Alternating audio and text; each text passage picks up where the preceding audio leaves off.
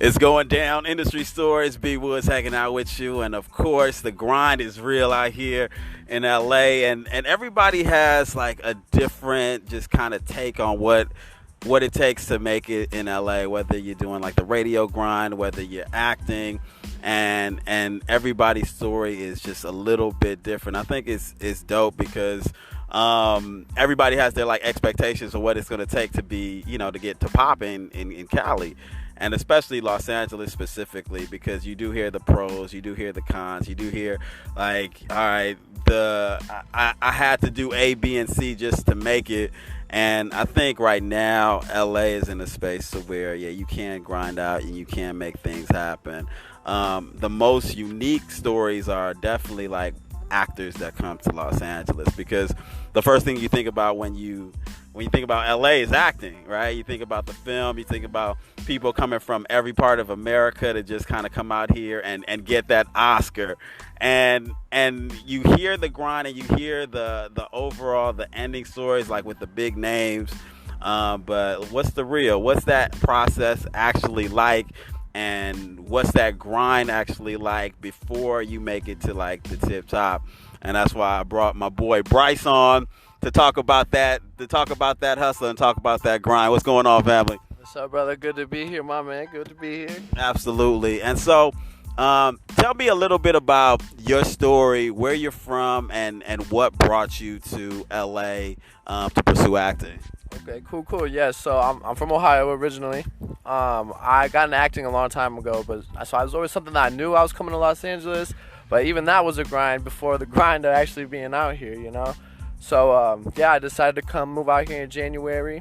I had an interview set up, trying to get my stuff popping. I've been taking meetings, doing all kinds of stuff, man. There's a whole bunch that goes into it, So the biggest thing is like you come from Ohio to LA. Like, what was the expectation of LA, and what was just like what you saw? How true was the shit that you saw versus what you saw on TV, and what was that like?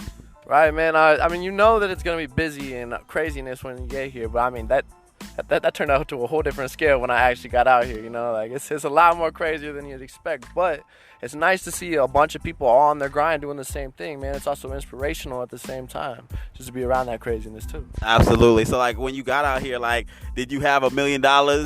Or were you balling out when you came out here? Like, what's that like? Because I think the biggest thing is just like you come out here. I'm from LA, so I already know like the prices out here to live it's stupid, right? Like you paying thousands of dollars for like a box just to kind of stay in here. And then, because to me, I think like the real is like when you come out here, in order to focus on your shit, you have to figure out the 9-to-5 hustle, the eat, the sleep, and who do I know? And then once you can get past that portion of it, it's easier to focus on your grind. So, I mean, how do you navigate through that? Coming here, what was your and how do you sustain out here? Right. Yeah. So I definitely was not balling or rich when I got out here. That's for damn sure, man. I came out here about $600. A lot of it went toward gas. I drove across the country with everything in my car. I got here, it was just mostly, laying the stability, laying some foundation, getting a job. I got this cool job saving nature out here, man, for a little bit. That was my survival job.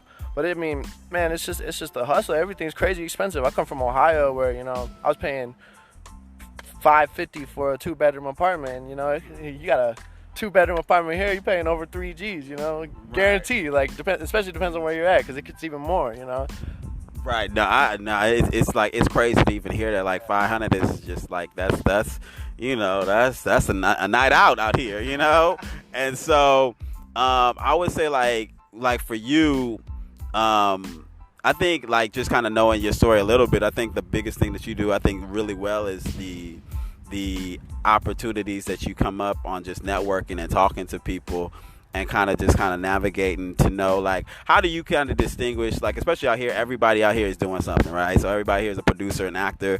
They can make you like $1 million in 5 seconds, right? That's what it is out here. for your personal experience, what was like a story off top that where somebody kind of fucked you on, like, oh, I got it popping for you, and how do you now navigate to know like if somebody's either full of shit or they're on the level? Yeah, man. So I signed with this one agent when I first got out here too. I'm not gonna drop any names or nothing, but I thought, like, it's kind of, you're naive when you first come out here a little bit because you're thinking, just I gotta get signed with somebody, I gotta do this, so it's easy to fall in with the wrong people.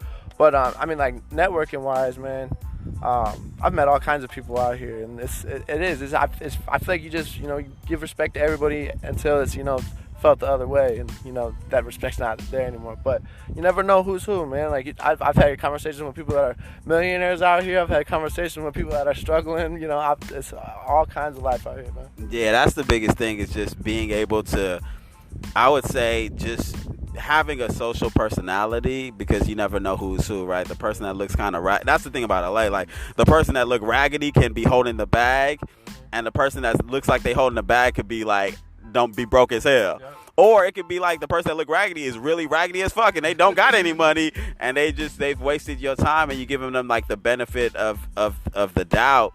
One of the other things I think that is crazy about, like, for me, I know a lot of people that's acting out here, so I know it's tough, and talk to me about, like, the fear of not having representation out here in Los Angeles, and how real is that? Because what I've noticed is just that everybody out here wants to work with talent that's established, obviously, but there's opportunities out here. Tell me, from like the acting community, like, are people trying to scare you to think that you wouldn't be able to pop off if you didn't have a certain level of reputation? Like, what's that? What was that like? Oh yeah, of course, man. Everybody's gonna tell you. Kind of think about it. You're a fish in a big pond out here. A big ocean. Right. So yeah, of course, there's that fear. But I mean, those people that are trying to instill it to you also don't have necessarily the same work drive as everybody else too. Right. So I mean, a lot of people, I feel like they could get representation and do stuff, but they're also not putting themselves out there to do that stuff. So I mean, there's people want to work together out here, man. If you got the talent and you've got the skills to talk to people and stuff, I don't see why you can't take these meetings, why you can't be doing this stuff. Like, what do you do specifically to reach out and even navigate and even find folks to mess with you on that level? Well, one, I like to be out in the city a lot, so I run into people all the time, like I said. Two, also, I like to try to network through email, through websites. Do my research on who I should be trying to be with, and who I'm trying to model my life and career kind of like, and reach out to those people, man. Absolutely, and that's the biggest thing. I remember when I first started to get into the world of television, and I had this agent. I'm not gonna say his name. I just got my Instagram story out of like years later, but I'm not gonna say his name. So, but I was like, we were pushing these projects to go to networks, and he did take us to networks. But a lot of times with agencies out here, they're not really looking for you to pop off. They want to control the market as far as talent. So the most people that they have on their roster, they can send people to like to these auditions. And it's almost like if you have enough people, then eventually somebody will hit and you'll get your commission from that, right? So he was kind of navigating through that space. But the fuck shit was, when we would take a meeting with the network, like to try to get a television show on the air, he would use us as like the appetizer. Like, he would like throw us in a room, allow us to pitch, and then while we left, he would pitch his own projects. So yeah, so I found out, I'm like, oh, so that's your hustle. Like, you warm them up with us, and then you try to knock them down with your real product. So I mean, like, what's the biggest fuckery that you've dealt with an agent out here? I mean, I feel like that happens a lot, honestly. But that's, the biggest fuckery I've had. Let me think. I honestly been pretty fortunate with people I've been doing business with, man. But I have heard some crazy stories, like horror stories, that made me even nervous about, who to trust and stuff like that. Like, what, for an example? Like, give me, like, what do you think was something that somebody told you? Well, this. I was talking to this girl the other day because I was supposed to take a meeting with her agent, actually. So I called her because I saw on IMDb that they were linked together. and she was telling me that they weren't like sending her out for anything, and they had her locked into like a 4-year contract, that she couldn't go work with anybody else or anything else. She's been getting all her own jobs, but they're still taking money from her, man. Every single check, you know. That's insane. That's what you got to look at, that paperwork, because the industry out here just breeds off naive people, even when you're in the business, right? Because you want to make sure that, like, even when you get an opportunity. I know even when I first started working in radio, I thought that, because since I was working for a major company like Clear Channel, iHeart, that I was getting, I was just the fact that I was getting paid, I was happy, Right. but they weren't paying me what I was worth. Right. And so it's not until you start knowing that, okay, damn, like I should be getting paid a lot more. You don't really question it until it's like I wouldn't say too late, but you don't question it, and you need to question it, and you need to be skeptical, and you need to be out here really kind of looking and saying that, okay, if this person ain't doing the business the way I need it to be done, then I can pretty much find somebody else.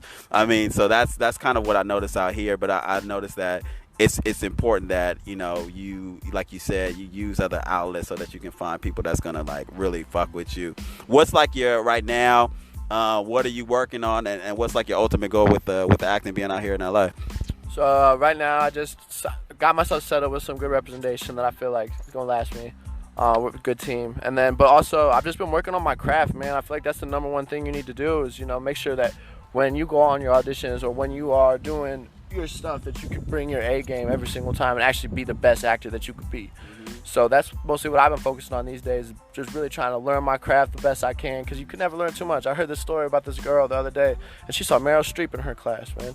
If Meryl's still going to class out here, we all need to be going to class, Damn right. Yeah, I ain't mad at it. Yeah, that's amazing, because like you got to keep that tool definitely sharp, and for you, like, mentally, just to kind of, what do you do to kind of keep yourself focused? I mean, just on a personal, I know you told me at a certain point you were living out your car, and you were grinding out here but you knew at a certain point that, I know what it takes and I know what my goal is. But in that moment, like when you were in that position, what kept you going so that you could like really continue to pursue this shit and not having a tangible in your hand? Like what was that drive? What were those moments like?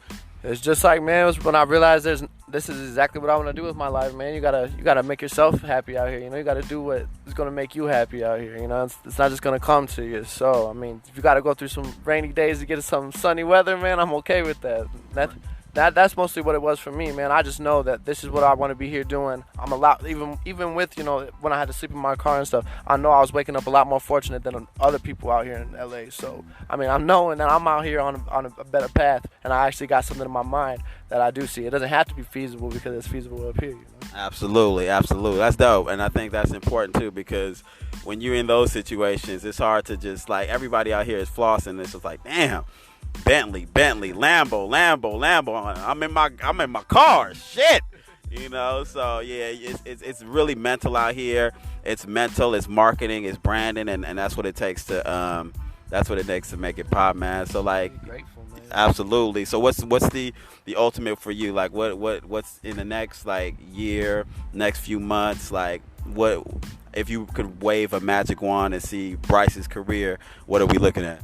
Well, you said in the next few months, or just in the next year or so, like, what if you could wave a magic wand, like what would your career look like, and where do you see it going? Oh, I mean, if I'm just waving a magical wand, we're up there getting an Oscar right now. Yeah. Oscar, but I mean, like, I honestly just being, like I said, being the best actor I could be, man. Making it, and also I want this to be my steady job, man. Like I think that's every actor's goal, So, but I mean, obviously, I want to be the best, man. The best of the best. Absolutely, and that's the thing too. It's just like that consistency is dope as hell, man. And I think your grind and your hustle, and from what I'm seeing, I definitely see that happening. And I think that your story is very much like it's prototypical, but it's unique to you. And I think the take from it, for the most part, is just basically making sure that, okay, stay on your craft. Don't allow the setbacks to set you back, and being able to really still pursue it, keep a smile on your face, and knowing that it's coming, and that's dope as hell, man. And I think that I think your story is is inspirational, and I think that it's important that it's be told. So yeah, my dude, thank you so much. Yeah, no doubt, brother. Thanks for having me. Let's be great out here, man. It's gonna be good for both of us. Absolutely, industry stories, B.Woods, and boy Bryce. Where they can catch you on the social media joint? Catch me at Bryce C Tip.